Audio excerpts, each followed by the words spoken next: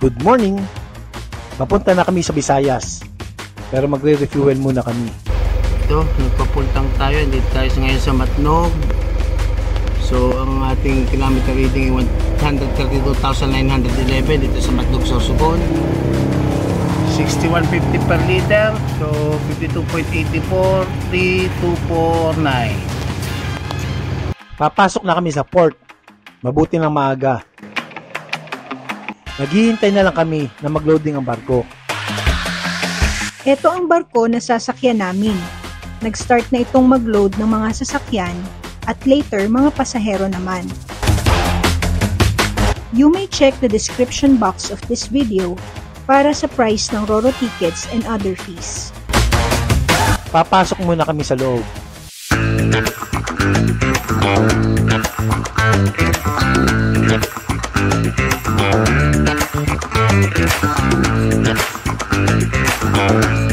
May nakita rin kaming ilang kalalakihan na nag-uunahan sumisid ng barya na inahagis ng mga pasahero. Sanay na sanay silang sumisid. Ang bibilis nila. Ingat lang po mga kuya. Nasa 2 hours ang biyahe from Matnog Port, Sorsogon to Allen Port, Samar through RoRo.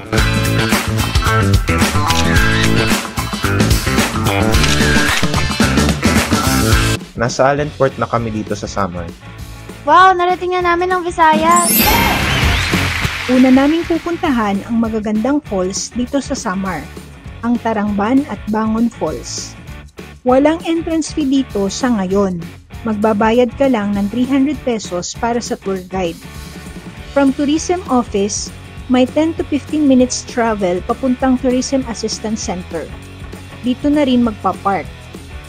Meron din silang CR dito na pwede kayong magpalit ng damit. Ito ang Bangon Falls. Pero sabi ng tour guide, unahin muna namin puntahan yung mas malayo, ang Tarangbang Falls. Saka kami dadaan dito pag-uwi. May hiking na 30 to 40 minutes bago makarating doon.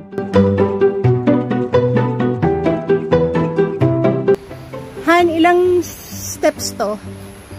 520 steps. Ayan. Medyo malumot yung daan. Kaya dapat mag-ingat. Ilang beses rin kaming muntikang madulas.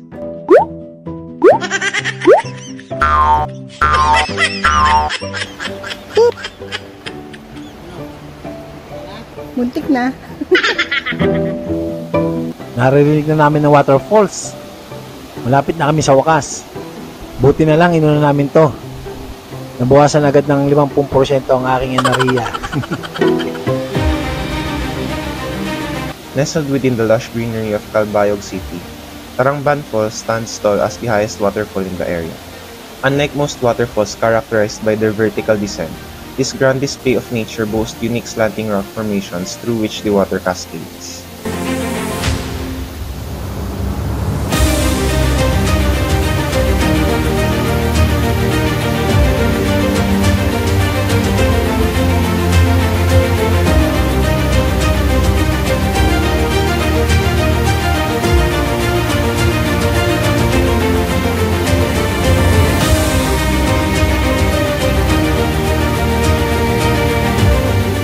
Pabalik na kami. Pupunta naman kami sa Bangon Falls. Bangon Falls is surrounded by a dense forest. Crystal clear waters cascading down the rocks, releasing a soothing sound that instantly calms the mind. Visitors can take a dip in the refreshing waters. Bangon Falls truly offers a space to unwind and reconnect with nature.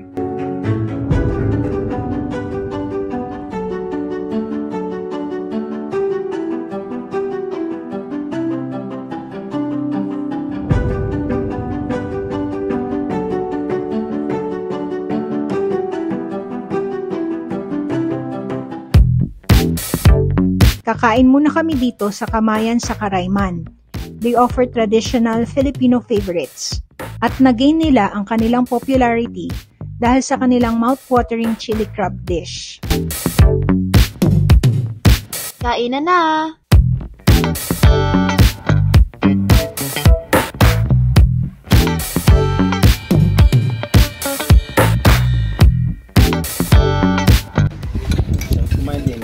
taba ng alimasag. Ay, ang taba. Parang balot eh.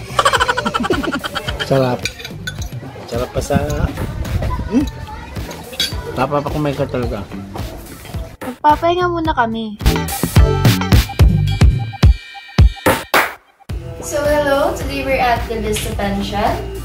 We have 4 beds here, a flat screen TV, a Bible, and there's a dragon. Meron din silang swimming pool. Good night na muna!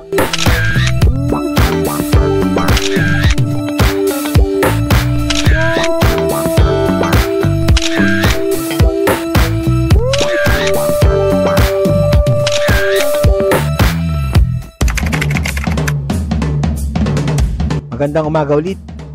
Papunta na kami ngayon sa Leyte. Nasa 4 na oras ang biyahe from Samar to Leyte. Marami kaming nadaan ng magagandang tanawin.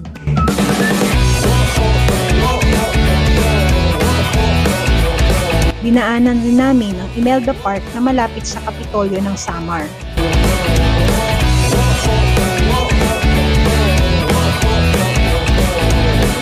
Nakita rin namin ang Samar Island Natural Park. May malalaking imahe ni Jesus at ni Mama Mary dito. Malapit na kami sa San Juanico Bridge. Nakalagay.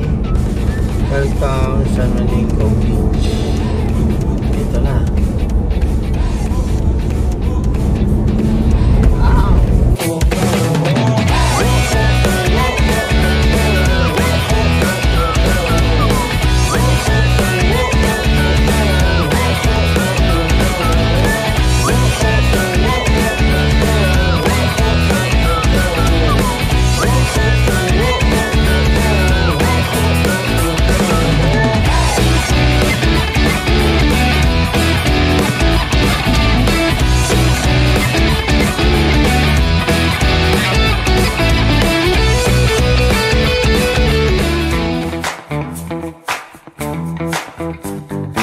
May napansin kaming mga kainan sa tapat ng bridge kaya doon namin naisipang kumain.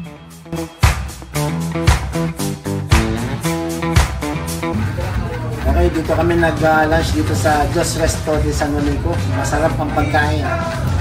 Kasama namin si Tikot at saka si Kina. Napaka-accommodating at napaka-bait. Masarap pa ang pagkain. Kaya pagka pupunta kayo dito sa San Juanico, dito na kayo kakain. Yeah.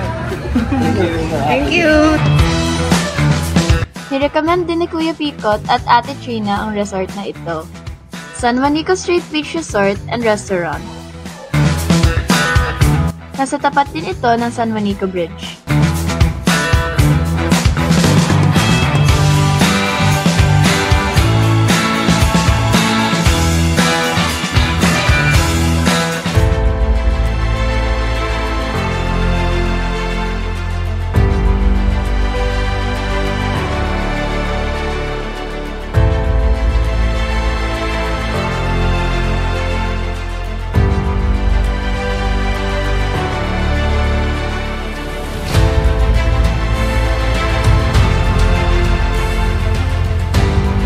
San Juanico Bridge is an architectural masterpiece that spans the San Juanico Street and connects the islands of Samar and Leyte.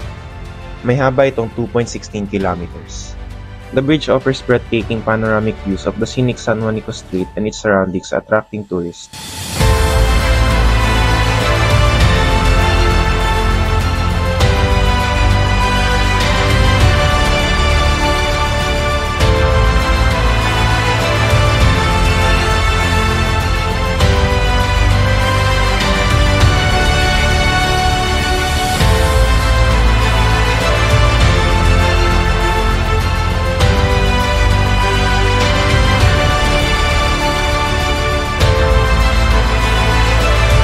It has withstood the test of time and countless natural calamities, including typhoons and earthquakes.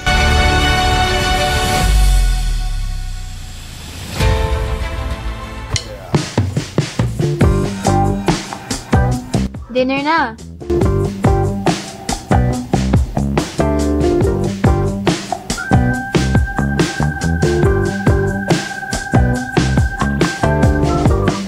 Salamat Chef Ramil of San Juanico Straight Beach Resort and Restaurant. Napakasarap po lahat ng luto nyo. May ilaw ang tulay kapag gabi. Sarap pagmasdan.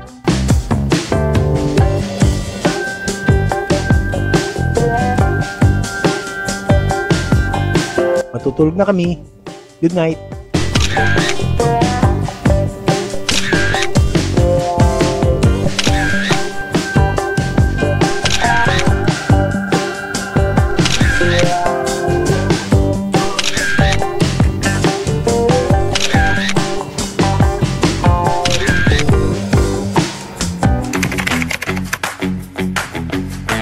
Yun na ulit.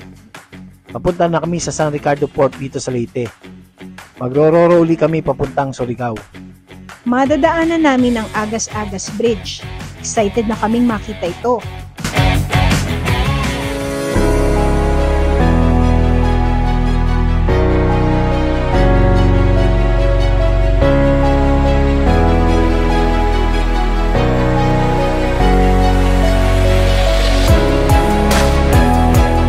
The Agas-Agas Bridge proudly stands as the tallest bridge in the Philippines. May taas itong 89 meters at haba na 350 meters. This structure stretches elegantly between two mountains. With its remarkable height, the bridge promises to elevate your journey to new heights.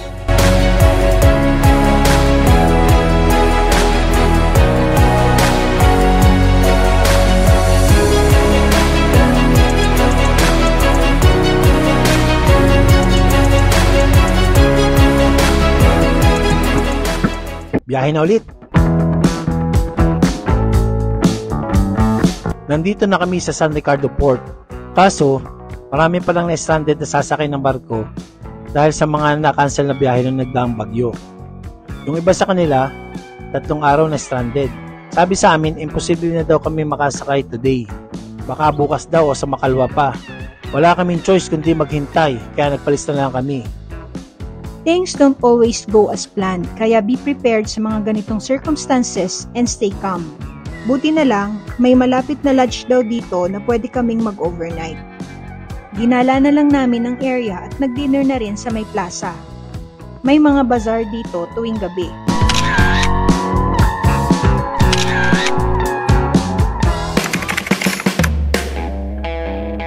Good morning! Akala namin hindi pa kami makakasakay ng barko ngayon. After lunch na kasi kami nakareceive ng tawag from ticketing office na pwede na daw kaming bumalik sa port para makasakay sa susunod nilang biyahe.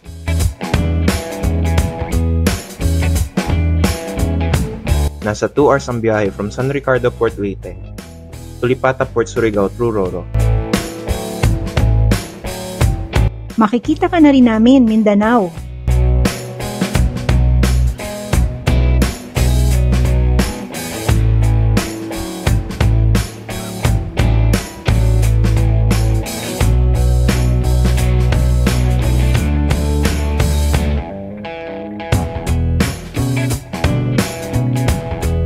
Mindanao na kami.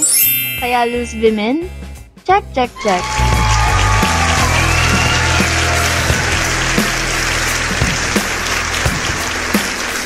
Lalamon muna ulit.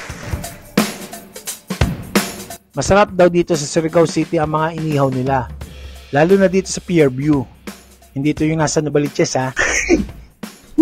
Pier View yun. Okay. Okay, so dito kami sa Surigao City. Sa isang kainan dito at Pier View. So, kita nyo, parang mahusaw kasi naglakoy ako mula later na dito. So, kakain kami yun. Meron kaming niyaw na lempo, tsaka itong niyaw na manok, at tsaka puso. Yan. Sa Manila, wala nito eh. So, kanin ang laman niya na binalot sa dahon. Yung biyak na yan, tatanggalin nila. Parang kanin na nilagay sa banig. Masarap to. Nakakain na ako nito nung bata ako, nung nasa Cebu kami. So, pasusubo ko sa mga asawa ko. Mga anak ko at asawa. So, tikman muna natin yung kanin.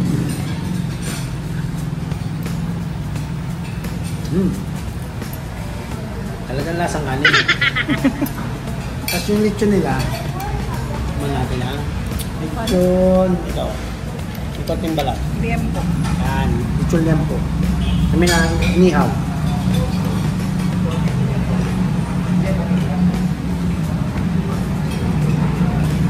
Ibang-iba. Iba sa lechon sa, iba ko kung paano nila minarnik, pero masarap. Ngayon, hindi natin tumanok. Piliin natin yung backpack. Yung backpack. Hante, ito na lang legs. Yung legs. Natin.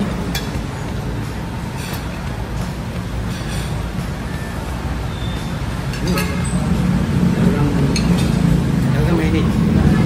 Mainit yung manok kasi bagong luto. Masarap, masarap. Dahil muna kami sa laundry at marami ng tubal.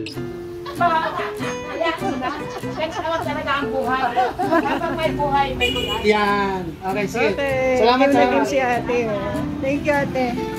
Dahil medyo maaga pa naman at habang hinihintay namin ang pinapalaundry namin, naggala muna kami sa Surigao City. Dito kami ngayon sa Luneta Park, dito sa Surigao. So kung may Luneta Park sa Manila, meron din dito sa Surigao. At yan, malaking Christmas tree. Magpapasko na. Nag-i-snow kanina, pero natunaw. Yan, kitang-kita dito siya natunaw.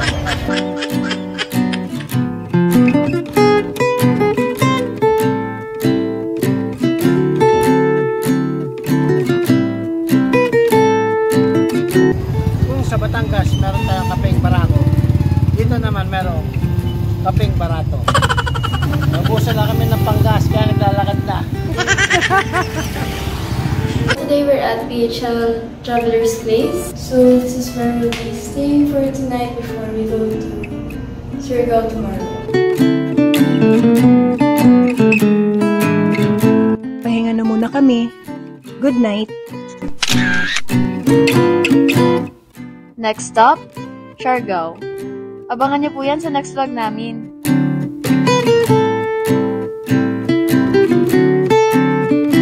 Please leave a like, subscribe, and hit that notification bell so you'll get notified whenever we post new vlogs.